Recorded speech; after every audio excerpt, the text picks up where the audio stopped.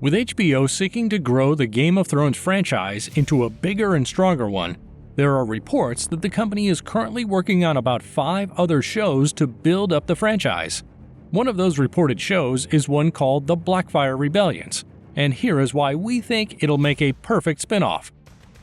With so many stories to cover, the first Blackfyre Rebellion could easily become a multi-year show, especially if it also introduces Aegon the Unworthy and maybe moves forward in time. The Blackfyre Rebellions will be a chance to continue following these characters, and Bryndon's journey is a particularly great one, and the other cast members are refreshed fairly regularly as well. All of this could lead to the 5th Blackfyre Rebellion, known as the War of the Nine Penny Kings. This was contested between the 7 kingdoms and a group of powerful Associan enemies assembled behind the last in line, Maris Blackfyre. The 7 kingdoms were ruled by King Jaehaerys Targaryen, backed by Gerald Hightower, but were also dominated by Tywin and Kevan Lannister, Brandon Tully, and even Aerys Targaryen. It could also serve as a starting point for the tale of Dunk and Egg. The rebellion is an important backdrop to their story, and Martin doesn't want tales to be reconciled until it's all written. It could even spin off into a series or a series of made-for-TV movies. From great characters to incredible twists and turns, full-blown battles, and stomach-turning relationships, Blackfyre Rebellions has even those who love medieval stories to see how people relate to each other. The Dance of the Dragons is a hard hit to House Targaryen, leaving one of Westeros' most powerful houses highly vulnerable to usurpers and rebellion. We already know that Robert Baratheon will eventually take the throne of the Mad King, and Aegon II killed himself after having Rhaenyra eaten by dragons. He may have been poisoned in a cunning plot by Larys Strong and Corlys Velaryon. With Rhaenyra and Aegon dead, Aegon III Targaryen, one of Rhaenyra's and Daemon's surviving sons, takes the Iron Throne. He marries Jaehaera, daughter of Aegon II and Helaena.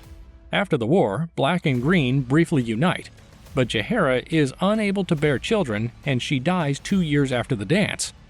Ultimately, the bloodlines born of Rhaenyra's marriage to Daemon's rule Westeros. Aegon IV, Rhaenyra's grandson and his second son with Daemon, Viserys II, finally claims the Iron Throne after Aegon III Targaryen, his cousin and his father. This makes his Daemon Blackfyre, one of his initiators behind the Blackfyre Rebellions, the great-grandson of Rhaenyra and his Daemon. With so much to do with our favorite House of Dragon characters, it's natural to think that those who love to dance couldn't get enough of his rebellions. This is not the War of the Five Kings, which pits the various great families against each other, nor the conflict between 2 opposing families, but the civil war which has utterly divided one family and the remaining 7 kingdoms. Just a cursory overview of the Westerosi Civil War has a lot of potential, and it's even more likely when you delve into the details of the family and the political drama. Tensions rose as pacts were made with the Dornishmen. They turned from foes to allies, and those seeds continued to grow with Daemon falling in love with Daenerys and perhaps she falling in love with him. There are intrigues, different factions formed, and as many political battles as there are bloody battles before the war actually breaks out. The fierce rivalry between Bloodraven and Bittersteel, who were both obsessed with their sister Sierra, makes for a particularly interesting subplot.